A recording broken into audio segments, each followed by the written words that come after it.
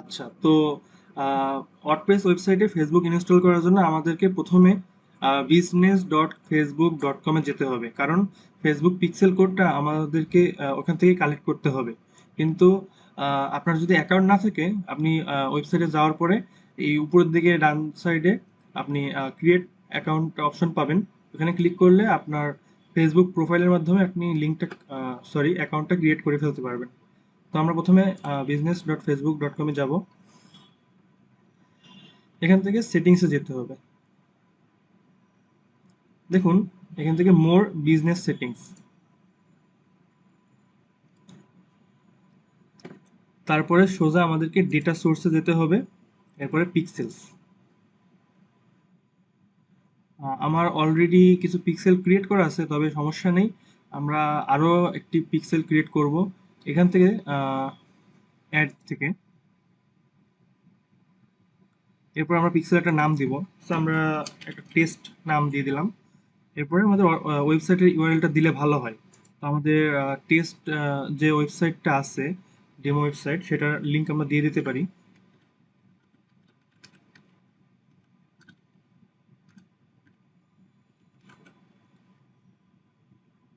এরপরে কন্টিনিউ, ব্যাস। এরপরে কন্টিনিউ ম্যানেজিং মাই বিজনেস বা সেট আপ দ্য পিক্সেল নাও, এখানে ক্লিক করতে হবে। এখানে অনেকগুলো অপশন আসবে, তবে আমরা যেটা করব ডিরেক্টলি আমরা সেখানে চলে যাই। তবে এখানে আপনি অন্যভাবে পার্টনার ইন্টিগ্রেশন, অর্থাৎ প্লাগ ইন দিয়ে করতে পারবেন, বা ডেভেলপার থাকলে আপনি ডেভেলপারকে ইমেল পাঠিয়ে কোডটা পাঠিয়ে দিতে পারবেন। তো আমরা manually add pixel code to website, এখানে ক্লিক করব। এখানে আমাদের একটা ফেসবুক পিক্সেল কোড দেওয়া আছে। এই কোডটা আমরা ওয়ার্ডপ্রেস ওয়েবসাইটের থিম এডিটরে যাব এবং হেডারে বসিয়ে দেবো। তা আমি দেখাবো কিভাবে করতে হয়। তো এখানে ক্লিক করে কপি করে নেব। এই কোডটা পরবর্তীতে পাওয়া একটু ঝামেলা, তো আপনি চাইলে এই কোডটা আপনার একটা নোটপ্যাডে আপনি রেখে দিতে পারেন, যাতে আপনি সহজে এটা হারিয়ে না ফেলেন। এখানে গিয়ে আমরা সেভ করে রাখি।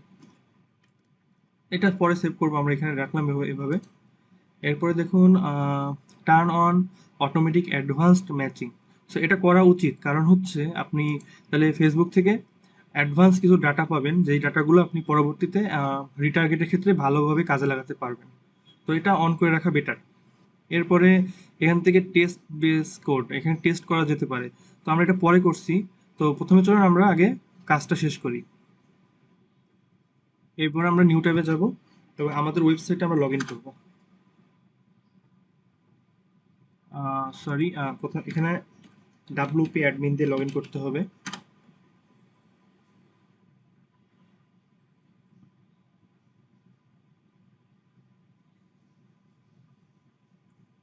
একটু লোড হচ্ছে, সময় লাগবে কিছুটা।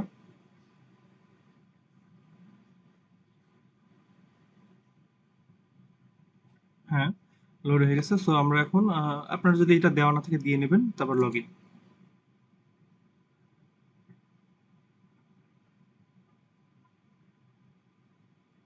আমরা আমাদের ড্যাশবোর্ডে লগ ইন করলাম। এখান থেকে আমাদেরকে যেতে হবে অ্যাপিয়ারেন্সে, এরপরে থিম ফাইল এডিটর।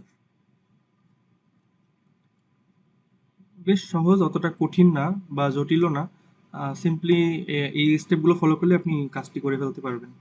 এখান থেকে হেডার ডট পিএইচপি, আপনার থিমের ডিফারেন্ট, যদি থিম আপনার ভিন্ন হয় তাহলে হয়তো বা একটু ভিন্নভাবে এখানে দেখাতে পারে। তো আপনি খুঁজে হেডার ডট পিএইচপিটা বের করবেন।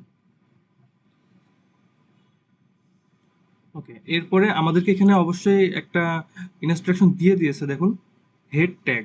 হেড ট্যাগটা কি জিনিস? এইচটিএমএল এর ভাষায় হেড দিয়ে আপনার ওয়েবসাইটের পরিচিতিটা বোঝানো হয় নর্মালি। তো এটা হলো ending tag.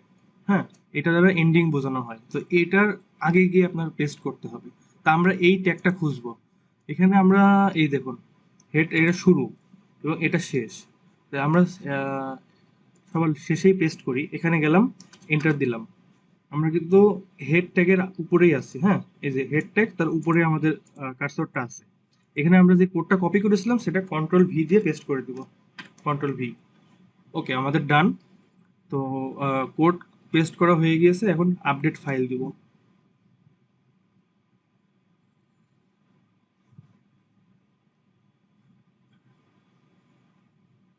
File edited successfully. তো আমাদের ইনস্টল করা কমপ্লিট। এরপরে আমরা আবার আগের জায়গায় যাব এবং টেস্ট করে দেখব। এই যে এখানে যাব, আমাদের ওয়েবসাইট ইউআরএলটা দিব, আমরা এখান থেকে কপি করে নিই, এখান থেকে টেস্ট করব, সেন্ড টেস্ট ট্রাফিক। দেখি আমাদের কোডটা ঠিকভাবে কাজ করছে কিনা।